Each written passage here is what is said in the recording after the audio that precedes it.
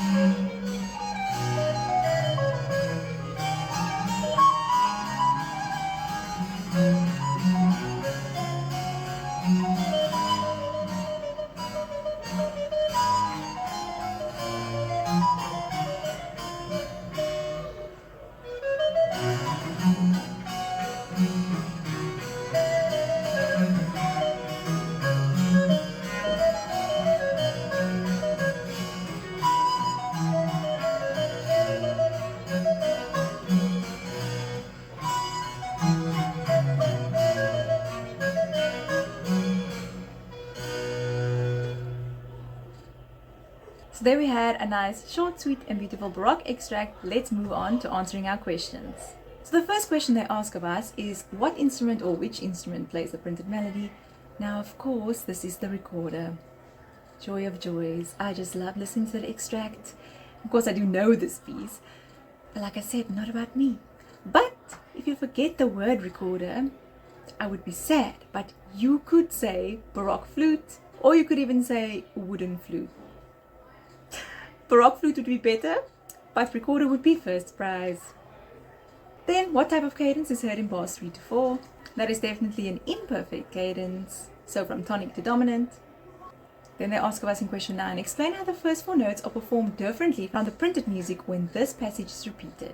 So the notes are now not played equally, as in equal crotchets. The performer bends the notes a little bit, and this is something that we call inégalité in music. So you can say the notes are played inégal, notas inégal, or you can say in English, the rhythms are played in a dotted style, or the notes are played unequally or not equal. It's a Baroque performance practice type style thing, and if your instrument is rooted in this type of music, or you enjoy playing this type of music, no matter what instrument you play, you would intimately know that. But if not, and you're hearing this for the first time, welcome to the world of Baroque. Then they ask of us, what type of piece is this? And we merely have to tick a block. Now, of course, this is not a symphony. Of course, it's not a minuet. So we're thinking concerto or sonata, but we can hear that this is a solo instrument with accompaniment.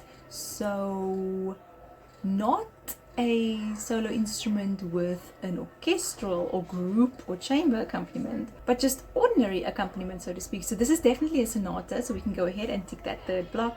Then on the next page, question 11a, they ask of us what features or which features of this piece are typical of the Baroque period. You may refer to the music and or the way it is performed on the recording. So of course, first things first, when I hear the harpsichord, I already know Baroque, so the use of the harpsichord.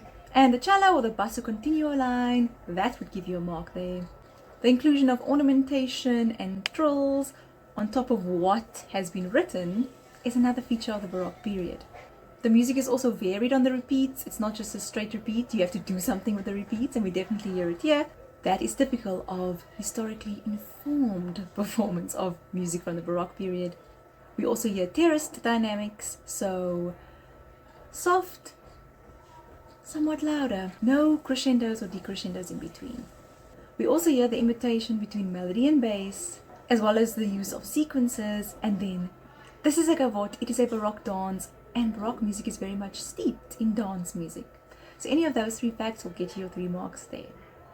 Then finally, who composes music? And of course, we already said it is Handel, so we can go ahead and tick that second block. Now this, for interest's sake, comes from Handel's Recorder Sonata in C major.